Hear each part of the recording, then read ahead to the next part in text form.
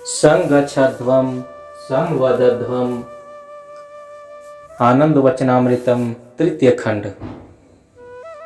आज एक अन्य बहुत प्रचलित वैदिक श्लोक की व्याख्या की जाएगी।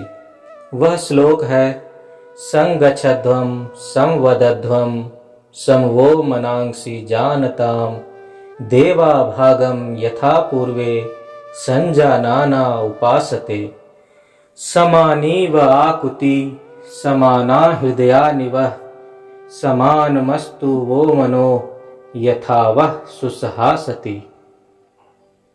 संगच्छध्वम्। संग का तात्पर्य यहाँ उचित रीति से है, उचित मार्ग से है, उचित छंद में। प्रत्येक व्यक्ति प्रत्येक वस्तु सामूहिक रूप में और प्रत्येक तथा सभी सत्ताएं व्यष्टिगत रूप में भी चलती हैं। और यह गति क्या है? गति का अर्थ है स्थान परिवर्तन। गति वेग सूचक है और यह जीवंतता का परिचायक भी है। अतः प्रत्येक और सभी जीवों को गतिमान रहना है, कोई और विकल्प नहीं है। किंतु सभी प्रकार की गतियां संगच्छध्वं नहीं है। समाज क्या है? समानम एजति इति समाजः। एजति का अर्थ है गच्छति। चलने की वहाँ गति के लिए संस्कृत में कई क्रियाएं हैं, जैसे गच्छति, चलति, चरति, अटति, ब्रजति, एजति। अनेक क्रियाएं अनेक अर्थों और अभिप्रायों में हैं। यहाँ अनेकों लोगों के साथ साथ चलने की बात है। यहाँ साथ चलने का तात्पर्य धीरे चलना या तेज चलना नहीं है। यहाँ साथ चलने का तात्पर्य है समाज के सभी अंगों, समष्टि के सभी अंगों में साथ चलने की प्रेरणा हो। मान लो तुमने काफी धन एकत्रित कर लिया और तुम्हारे घर में भोज्य पदार्थ की कमी नहीं है, किंतु समाज के शेष अंग, तुम्हारे पड़ोसी, तुम्हारे मित्र भोजन और वस्त्र की कमी से कष्ट में हैं, तब यह माना जाएगा कि तुम संगच्छध्वं की भावना से प्रेरित नहीं हो। संगच्छध्वं का तात्पर्य है एक सुदृढ़ और सुसंगठित समाज की संरचना, जहाँ न शोषण हो, न हीन मान्यता हो, न महामान्यता हो। संगच्छध्वं की आत्मा का प्रतिनिधित्व करने के लिए मैंने प्रउत के सिद्धांत का प्रणयन किया है। प्रउत का संपूर्ण सिद्धांत इसी वैदिक मंत्र संगच्छध्वं पर आधारित है। संवदध्वं। संस्कृत में वद धातु का अर्थ होता है बोलना। प्रत्येक व्यष्टि बोलता है, तो संवदध्वं का तात्पर्य क्या है? संवदध्वं का तात्पर्य है तुम परम पुरुष की समांतर धारा में बोलो। जिस परम पुरुष ने तुम्हें बोलने की शक्ति दी है, तुम्हारी भाषा में कोई संदिग्धता नहीं हो, वह सभी अस्पष्टताओं से रहित हो। इसे स्पष्ट, पूर्ण और निर्णयात्मक होना चाहिए। समवो मनांसि। वह प्राचीन संस्कृत अर्थात वैदिक में बहुवचन में तुम्हारा अर्थवाचक है। लौकिक संस्कृत अर्थात बाद की संस्कृत में तुम्हारे शब्द के लिए हुआ युष्माकम। प्राचीन संस्कृत में यह वह ही था। मूल शब्द वह ही है। अस हो जाता है अह। सम वो मनांसि जानताम का अर्थ हुआ वो मनांसि सम जानताम। तुम्हें जानना है कि संपूर्ण सृष्टि का स्रोत और सभी अनुमानस का भी स्रोत परम पुरुष ही है। तुम्हें यह भी जान लेना है कि सभी अनुसक्ताएं उन्हीं परम पुरुष से ही आते हैं। इस मूल तत्व को कभी नहीं भूलना। विभिन्न इकाइयों में अंतर का कारण अनुमानस के प्रतिक्रिया मूलक संस्कार बीजों के संवेगों में है, किंतु सदैव ध्यान रखो कि इन सभी अणुओं का उद्भव एक से एकल भूमा चैतन्य से ही है। यह सत्य तुम्हें सभी मनुष्यों को माइक्रोकॉस्म के समीप लाएगा। तुम्हें यह जानना चाहिए, तुम्हें यह कभी नहीं भूलना है।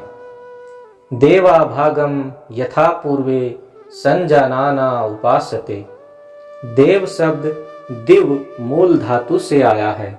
दिव का तात्पर्य होता है दैवी अस्तित्व, अतः देव का अर्थ हुआ दैवी अस्तित्व। महर्षि याज्ञवल्क्य का कहना है, द्योतते क्रीरते यस्माद् उद्यते द्योतते दिवि तस्माद् देव इति प्रोक्तः स्तूयते सर्वदेवतः। अर्थात परम पुरुष की दैवी तरंगें, दैवी अभिप्रकाश और गुणाभिव्यक्ति की तरंगें ही देव होती हैं। देवा भागम यथा पूर्वे का तात्पर्य है भूतकाल की दैवी तरंगें। भूतकाल का प्रयोग यहाँ क्यों किया गया है? इसलिए कि मानव सभ्यता के उषा काल से ही दैवी तरंगें कोई अंतर नहीं जानती, ना ही क्रिया क्षेत्र में कोई अंतर करती है। समानतः और सममूल्य स्तर सदा अक्षुण्ण रखे गए।